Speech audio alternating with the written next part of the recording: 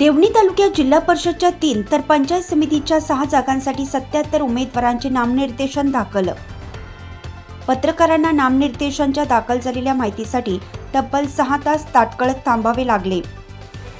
देवणी तालुक्यात जिल्हा परिषद व पंचायत समिती निवडणुकीसाठी नामनिर्देशन पत्र भरण्याच्या शेवटच्या दिवशी तहसील कार्यालय परिसरात इच्छुक उमेदवार व समर्थकांची मोठी गर्दी उसळली होती। अवघ्या 9 जागांसाठी तब्बल 77 उमेदवारांनी आपले उमेदवारी अर्ज दाखल केल्याने निवडणूक रिंगण चांगलंच तापलं आहे। तर वलांडी गटासाठी उषाताई संभाजी पाटील भाजपा, अश्विनी बब्रुवान पाटील भाजपा।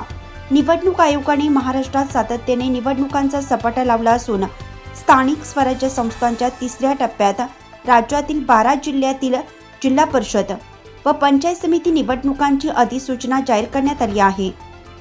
कमी कालावधीत नामनिर्देशन प्रक्रिया, अधिक कागदपत्रांची पूर्तता व किचकट नियमावली यामुळे इच्छुक उमेदवारांची मोठी दमछाक झाल्याचे चित्र देवणी तालुक्यात पाहायला मिळालं।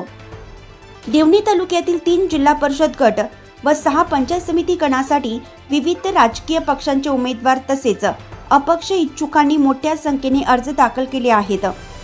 भारतीय जनता पार्टी व राष्ट्रीय काँग्रेस पक्षांनीही आपापल्या अधिकृत उमेदवारांची नामनिर्देशन पत्रे दाखल केली आहेत।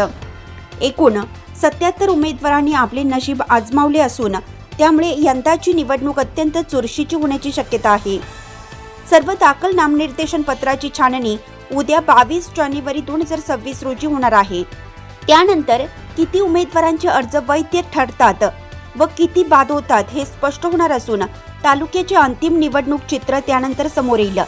सदरची माहिती देण्यासाठी तालुक्यातील पत्रकारांना दंड अधिकाऱ्यांच्या दालनात 6 तास वाट पाहावे लागले। यावरून निवडणूक प्रक्रियेसाठी तहसीलदार किती दक्ष आहेत हे जनतेला दिसून येत आहे।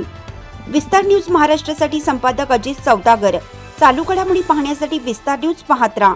धन्यवाद।